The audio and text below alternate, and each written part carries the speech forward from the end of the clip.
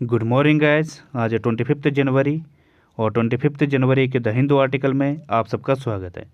तो चलिए बिना टाइम वेस्ट करे शुरू करते हैं आज का पहला वर्ड है लडाइट। इसका मतलब होता है नई तकनीक विरोधक। एक ऐसा पर्सन जो नई टेक्नोलॉजी का विरोध करे उससे कहा जाता है लडाइट।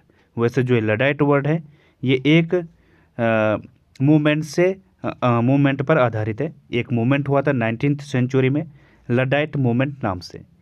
तो ये मूवमेंट क्या था?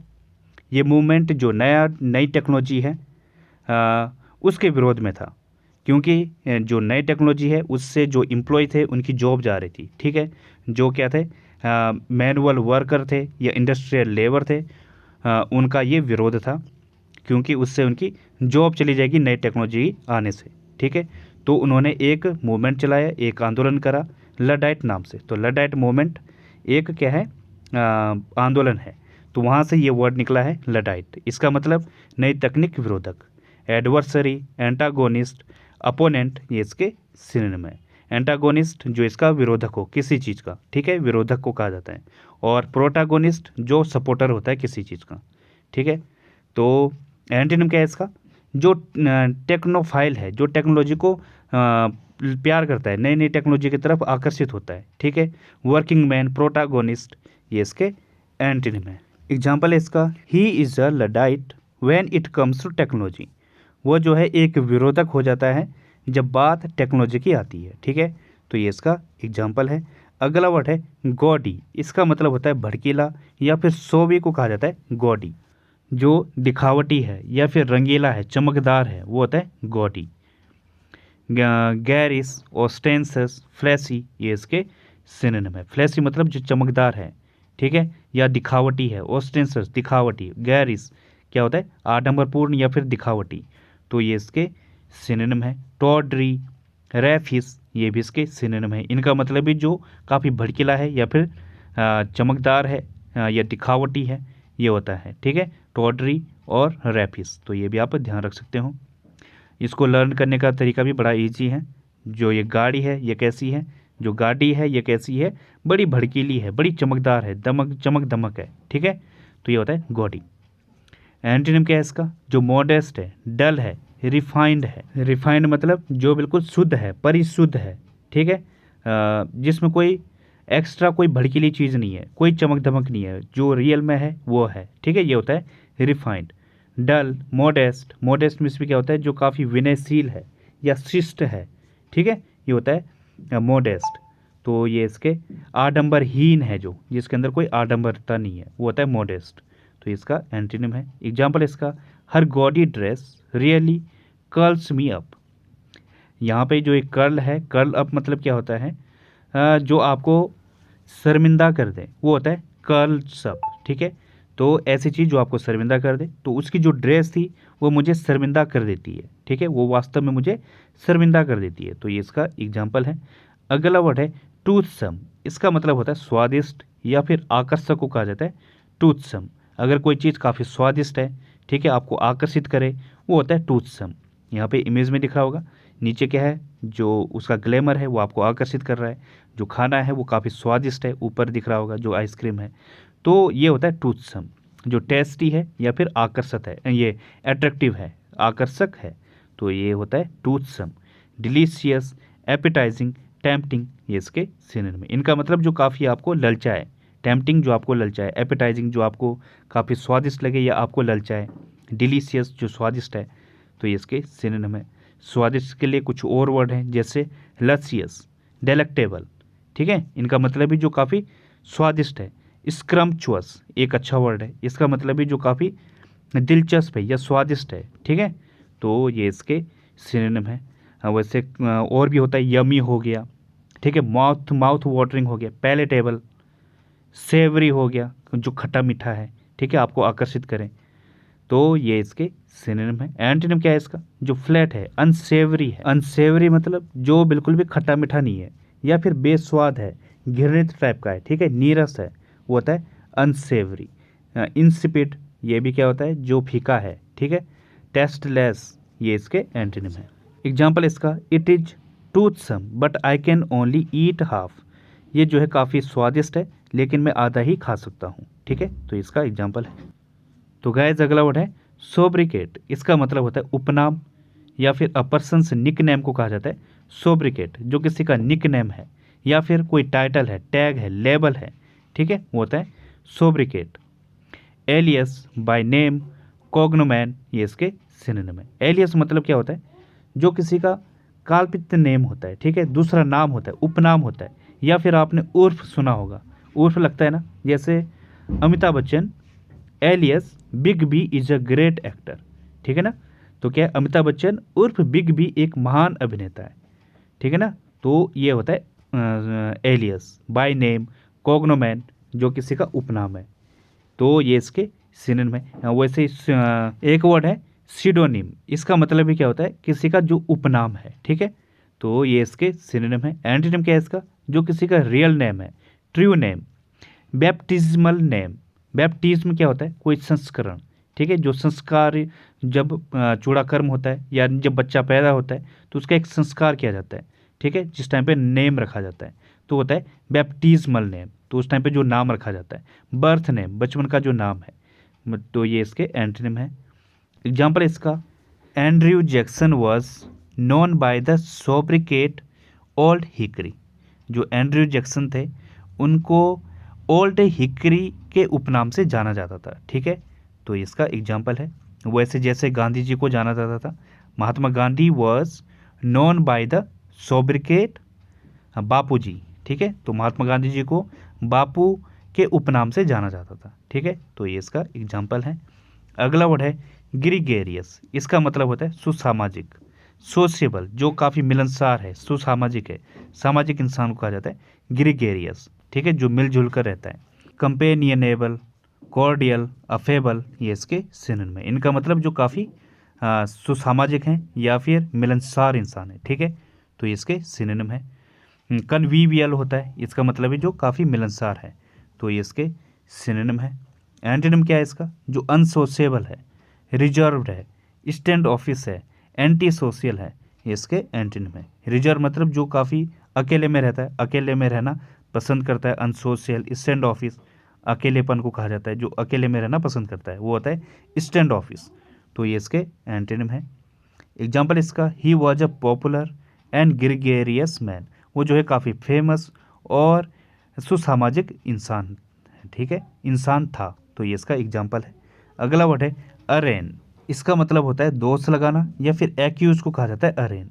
किसी को किसी पर दोषारोपण लगाना या किसी के लिए जिम्मेदार ठहराना। ठीक है, दोष लगाना, ये होता है अरेन। चार्ज करना किसी को, डिनाउंस, इंडिक्ट, ये इसके सिनोनिम है। इनका मतलब भी क्या होता है, किसी को दोषी ठहराना या दोषारोपण करना। ठीक है, इम्पीच, प्रोसिक्यूट, ये भी इसके सिनोनिम है। इनका मतलब भी दोषारोपण लगाना। कॉल टू अकाउंट, किसी को जिम्मेवार ठहराना। ठीक है, तो ये इसके सिनोनिम है। एंटोनिम क्या है इसका, किसी को डिफेंड करना, फॉरगिव करना, एक्विट करना। ठीक है, माफ़ करना, तो ये इसके एंटोनिम है। एग्जाम्पल इसका, ही वॉज अरेंड फॉर मर्डर। उसे जो है मर्डर के लिए, हत्या के लिए दोषी ठहराया गया। ठीक है, तो ये इसका एग्जाम्पल है। तो गाइस अगला वर्ड है एंटी डायलुवियन। इसका मतलब होता है पुराना या फिर आउटडेटेड को कहा जाता है एंटी डायलुवियन। जो क्या है, काफ़ी पुराना है, जिसका समय जा चुका है। ठीक है, वो होता है एंटी डायलुवियन। जो आउट ऑफ डेट है, आउटमोडेड है, ऑब्सोलीट है। ऑब्सोलीट मतलब जो खत्म हो चुका है। ठीक है, इतना पुराना है। ठीक है, वो होता है ऑब्सोलीट, तो ये इसके सिनोनिम है। आर्केक, हॉरी, ये भी इसके सिनोनिम। आर्केक जो पुरातन है, काफ़ी पुराना है। ठीक है, हॉरी जो काफ़ी पुराना है। टाइम वॉर्न, जिसका समय जा चुका है, तो ये इसके सिनोनिम है। जैसे कि इमेज में दिख रहा होगा, जो इसका ये मोबाइल है जिससे ये कॉल कर रहा है, ये कैसा है, एक एंटी डायलुवियन है। ठीक है ना, अब इसका समय जा चुका है। अब लोग ऐसे फ़ोन से कॉल नहीं करते हैं। पहले क्या था, इसको घुमा घुमा कर कॉल की जाती थी। ठीक है ना, तो ये टेलीफोन कैसा है, एंटी डायलुवियन है, तो ये होता है।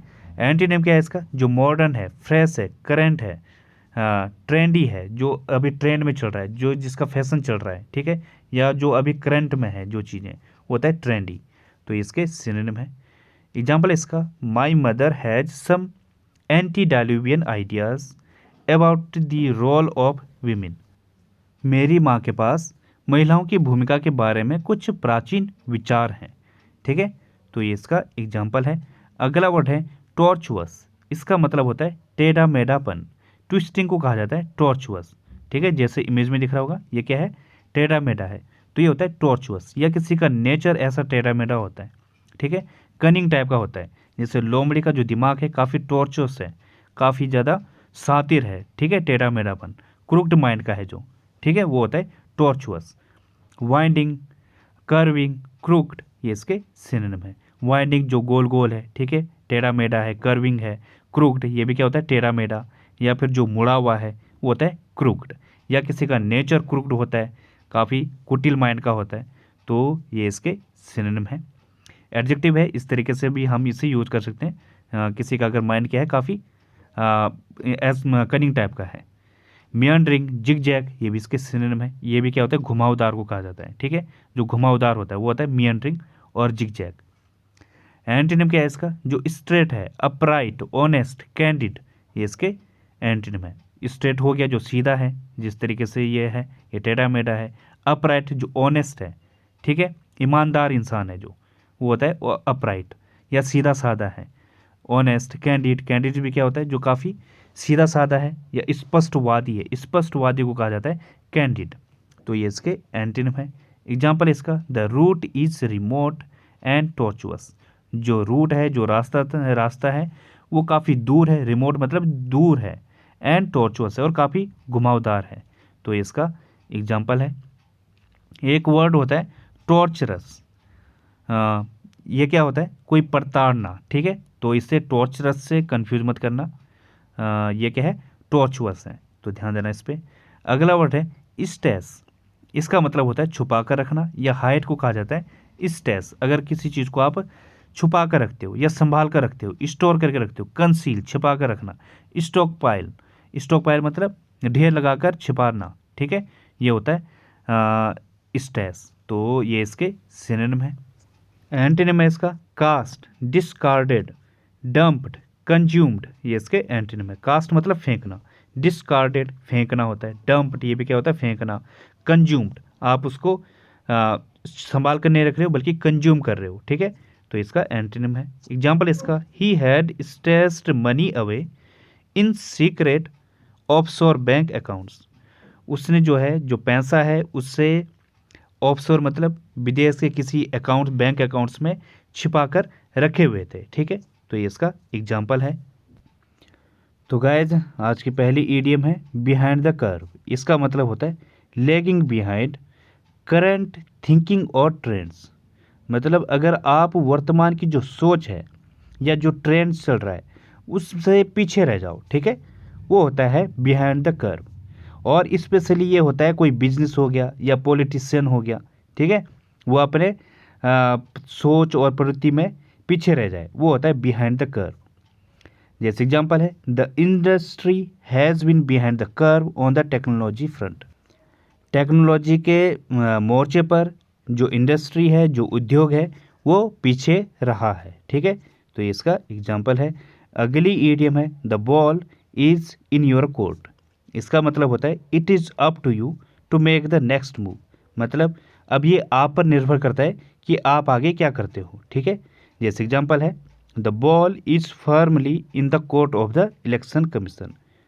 अब ये कोर्ट पर निर्भर करता है कि वो आगे क्या करता है। ठीक है ना, ये पूरी तरीके से कोर्ट पर निर्भर करता है।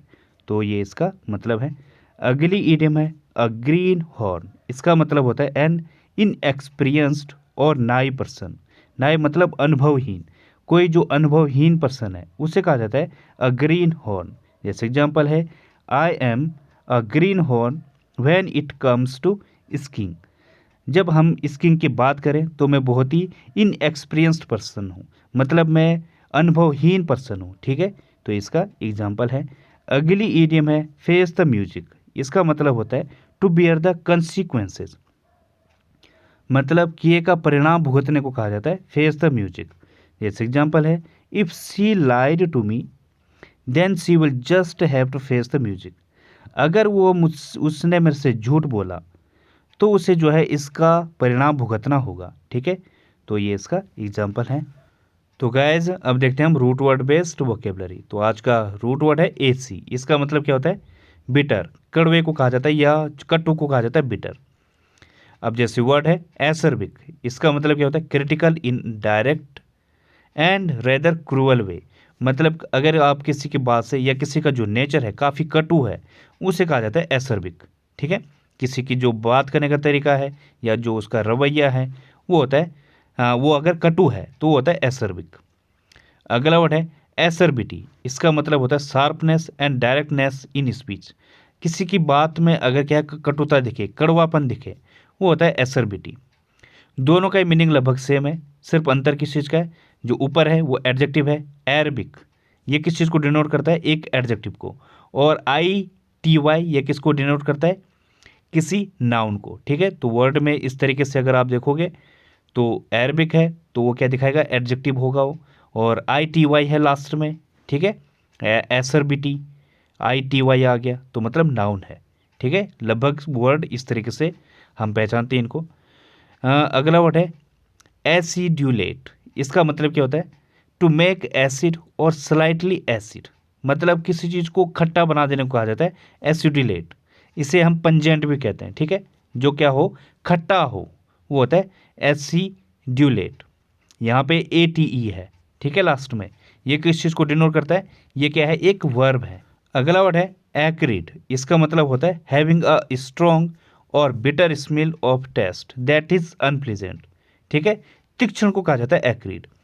एसर्बिक और एक्रिड में क्या अंतर है? जो एक्रिड है ये कैसा है? ये भी कटु है, लेकिन ये क्या होती है? कोई जो स्मेल है वो आपको क्या जो आपको बिल्कुल बहुत ही चुभने वाली लगे। ठीक है, ऐसी स्मेल है, बहुत तीव्र है, कटु है, तीक्ष्ण है, वो होता है एक्रिड। यहाँ पे आई डी लगा है तो ये किसको डिनोट करता है? एडजेक्टिव को। ठीक है, तो ये हो गया आज के रूट वर्ड। तो गाइज आज के लिए बस इतना ही। थैंक यू, धन्यवाद। If you like the video please like, subscribe and share the video.